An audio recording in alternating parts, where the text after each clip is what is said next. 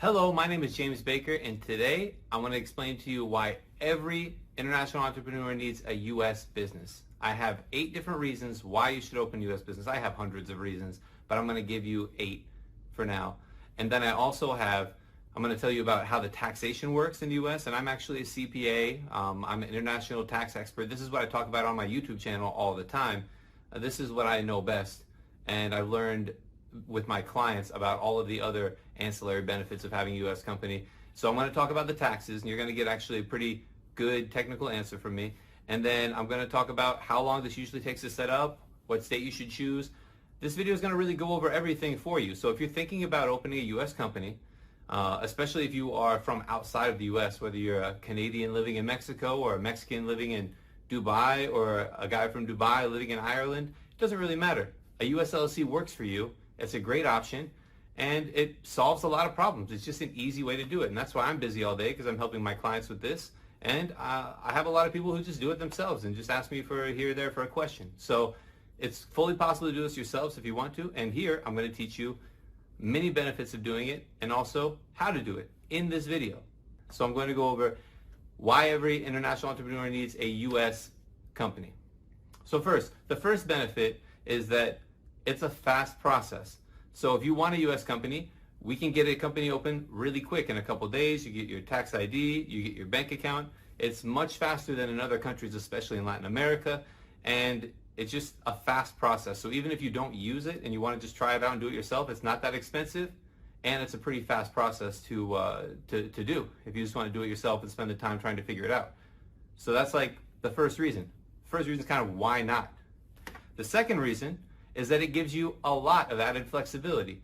You have more access. It's basically as a backup plan, you know? So if you are running a Shopify store in Ireland and you're doing e-commerce over there, and for some reason you get too many returns, your store gets closed, then you have to start all over. You're losing sales every day. If you have a backup option ready, you can just switch the payment processor you're using, and you're still operating, you're still selling, you're still making money. So having that as a backup plan is a great idea, and I have many clients that have 2 LLCs and they get approved for payment processors and bank accounts for both of them, so in case one gets shut down or closed, they'll have another option for so they can keep running their business. Flexibility, that's, flexibility in a backup plan is kind of another one. Third, you have more control over your money. So if you have a U.S. LLC and a U.S. bank account, if you've banked in other countries, depending on, even Spain, Latin America, I work a lot with Latin America. I speak Spanish, and I do a lot down there, and I can't even open a bank account in Colombia. It's impossible. And if I want to go to Spain, it takes a month to open a bank account. There's certain bank accounts like Mercury Bank. Try mercurybank.com/JamesBakerCPA for some free stuff. There's certain banks like that where you can literally open it online, and you can have an online bank account with the U.S. bank, send money wherever, receive money from wherever, and have access to it. Get a debit card, spend it anywhere. That is control. When you can send your money anywhere, receive it from anywhere, and spend it anywhere, what more control do you want? That's a beautiful thing, especially as a backup plan, an inexpensive, fast backup plan to have it. It's a great option. I have clients who in certain countries who can't use their debit cards anymore, and they're regular people with businesses, and now they have this LLC as a backup plan. It saves them. They're able to pay their rent now. They're able to keep operating, keep working. So that's number 3. Number 4 is, especially for service providers and for e-com stores, if someone's wiring you money directly, especially American clients, if they're paying you to a U.S. company, you have more trust with U.S. consumers. I'm a U.S. consumer, and I'm much more happy to spend my credit card to a U.S. LLC than send a wire to Germany. It's just, I don't like to send wires. I can't do bank-to-bank transfers, and if I can just use my credit card or even send a Zelle transfer to a U.S. account, that's preferred for me. And I'm a U.S. consumer. I buy stuff all the time. I'm I'm an ideal consumer. I buy a lot of stuff. Probably half of my clients I buy some kind of service from anyway. So having more trust in the market is a big benefit, because you can sell more. If you just sell one more client every year, it's already worth it.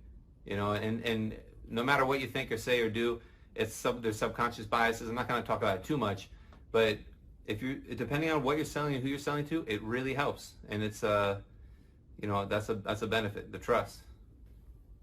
Number 5, and I don't remember what number I'm on already. Number 5 is you have more access to softwares and technology. Most of the big tech companies like Google, which owns YouTube and Google Search, Facebook, Meta, whatever you want to call it, Etsy, Shopify, they're all U.S. companies. They're all U.S. companies, and they're primarily based in the U.S., and they function easier and they function better with U.S. companies to do business with. So it's easier to open a U.S. account, and you have less restrictions and less withholding taxes and less issues. So it can be easier, and you can have more access to technology.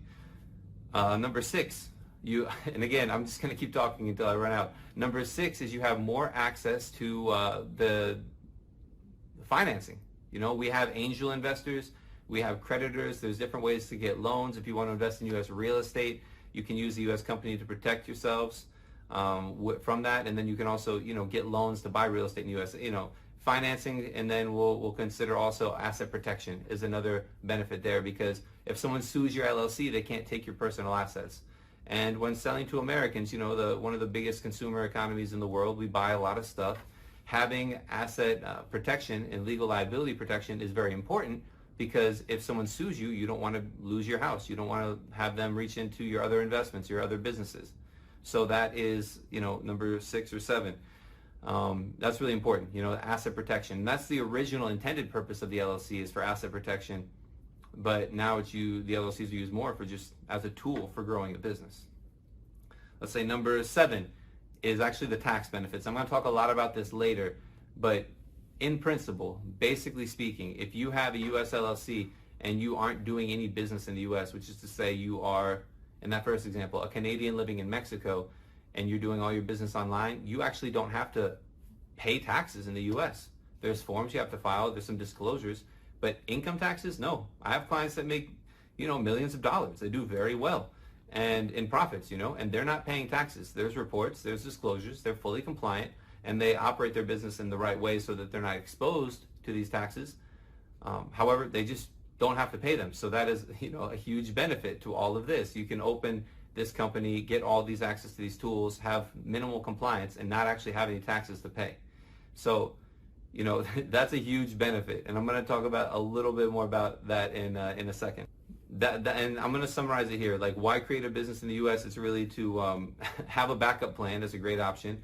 More trust with your consumers, to sell more, access to better softwares, ability to receive payments, whether it's with crypto or whether it's with, because I have clients who have an LLC or from other countries, they open a crypto pro account, like probably Kraken Pro or a different exchange. I love crypto and I love the whole market, but they open these accounts and they're able to buy and sell and convert fiat to cryptocurrencies, and they're able to invest these and receive these and send these, and it's fully integrated into their business. It's amazing, and it's completely possible, and you can do that. You can trade in the U.S. stock market without paying taxes. That's another thing I didn't really mention, but that's another tax thing. But in terms of the benefits, there's just so many benefits. It's just not expensive to set up. You can learn and figure it out yourself. You get more clients. You have a backup plan. You don't pay taxes. You can get you receive payments in different ways. And it's just a great option. So there's a lot of reasons why you should open a U.S. business, a U.S. company, preferably an LLC. Not preferably, but most commonly. Let me check my notes here for a second. So if someone has a business, I talked about a lot about the benefits that you receive. You have access to, it's easier to open Amazon stores in the U.S. or Walmart stores, to do e-commerce and Shopify. You want to do eBay up and down, you can do that. So there's a lot of ways to do it. And regarding the tax ramifications, I want to talk about that now. So this could be a separate video, but I think I've only been talking for like 2 minutes. So we talked about all the benefits of having an LLC. I think it's quite apparent, and there's a lot of ways to do it. And I'm going to talk now a little bit about the different ways you can set it up and the tax ramifications of each way to set it up. And then after that, I'm going to talk about, the different ways you can set up an LLC and get it operating, get it set up and start using it. Okay? So first, let's talk about the tax ramifications. I mentioned before that if you have an LLC and you're a foreign person, you don't have to pay U.S. taxes if you don't have any effectively connected income with a U.S. trade or business. So the ECI rules, we're still following those rules. It's a type of form of territorial taxation, but there's a code section 864, and the whole 860 series goes over what is effectively connected income, what is a U.S. trader business, what quantifies doing that, what qualifies doing that. And I have videos that are a little more technical. This video, I'm going to keep it practical. If you are in Pakistan and you have an LLC and you're doing jobs on Fiverr, you don't have a U.S. trader business. You know, most of my clients have nothing in the U.S. Right now, still, you can run an Amazon store and have inventory in Amazon FBA and not be having a U.S. trader business. And I have a more technical video I did with, I think, with Peter Paulson, where we went into that a little bit more. Amazon's not withholding taxes on it, and that's still kind of a gray area, but the IRS is letting it go as non-ECI income. And we've been filing that way consistently as well without any kind of issues. So that's kind of how it is as default. If you have more than one owner for your LLC, if it's a multi-member LLC, and I'll turn this back on. If it's a multi-member LLC and not a single-member LLC, then you have to file a partnership tax return, and it's your business is technically a partnership and not a disregarded entity like a foreign-owned single-member LLC. It's a foreign-owned multi-member LLC if you have two owners. Many of my clients actually prefer this option because that way you're able to deliver a W-9 to people who are asking you for it.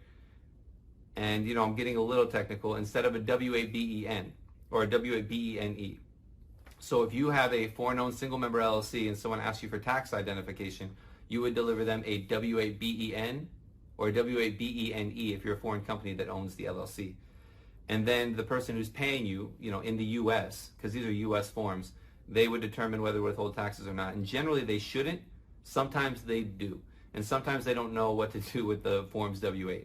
However, if you have a multi-member LLC, and hopefully I put some graphics up or make this interesting, with a multi-member LLC, you can deliver a form W-9.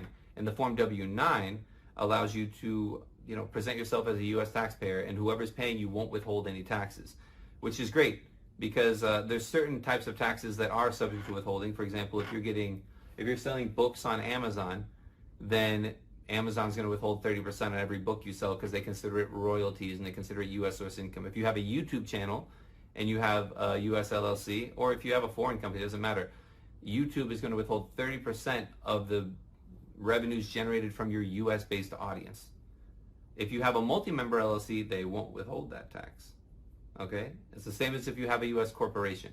So these are different things to consider. If you're making a lot of money, you should probably schedule a call with me or with, you know, someone like me to get like some specific advice for you. But if you're just getting started, I say get started right away. Don't wait. Just open the company, start making money. Don't waste time on any of this stuff. It's most important to make money, but that's a different conversation and a different discussion. So you have a single member LLC, you have a multi-member LLC, and the last option is a corporation. Corporations are more for bigger companies that actually are going to have a presence in the U.S. Corporations are used to separate borders. So if you have a Canadian company and you start to do business in the U.S., a U.S. branch, you would open a U.S. corporation almost every time. International corporations are called as such because they want to not pay double taxes. And the easiest way to not pay double taxes is to to segment your portions of the business by jurisdiction using corporations. And again, I could go into a lot of detail, but for most of my clients, we're opening LLCs, and if you need a corporation, you can elect to have your LLC taxed as a corporation later. So an LLC is a great way to start. So I went over a lot of tax things. Comment below, schedule a call if you have a question about the taxes. Now I'm going to go into how to just do it and what you need. So if you want to open an LLC, right now, as I'm recording this video, Delaware is super slow. People love Delaware, but you're going to wait almost a month to get your Delaware company. They're just backed up. Everyone wants their Delaware company. The truth is, whether you open a Delaware company or a Wyoming company or a Florida company, if you're opening an LLC, or New Mexico, people love New Mexico. If you're opening an LLC, it doesn't really make a difference from a tax perspective where the company is opened, because there's federal tax laws and state tax laws, and if you're not paying tax on the federal level, the state's not going to tax you. You know, those are generalities. If you're opening a corporation, it does matter a little bit more because Florida, for example, has a corporate income tax, and I would limit it to probably Wyoming, Delaware, or New Mexico. However, for me and my recommendation, most of my clients are opening Wyoming companies, and I probably don't have a referral link for like a do-it-yourself company filing service, but there's services all over the internet that'll open a company for a couple $100s. and you can just pay them, open a company for a couple $100, and request the EIN number, and that's a tax ID number, employer identification number that you need for your company in order to open the bank account. So you can order it from them. They'll give you EIN. They'll give you the basic stuff you need. It'll be a couple $100, and you have to order it right, and they'll send it to you. There's no guidance, there's no support, but they will send you a company. So LegalZoom or whatever, they'll all do it. They'll all do the trick. So if you want to use something like that, that's great. We have a service too. I'll talk more about that at the end, in case you wanted to work with me and with like more hands-on service, or a white glove service. But that's it, right? So you pay a LegalZoom, InkFile, Northwest Registered Agent, whatever. It doesn't matter. There's it's a race to the bottom. There's a lot of companies that'll open your new U.S. entity for basically nothing, and that's fine. Then you need a registered agent, blah, blah, blah. So you open the company, you get the EIN number, and then you can apply for a Mercury bank account.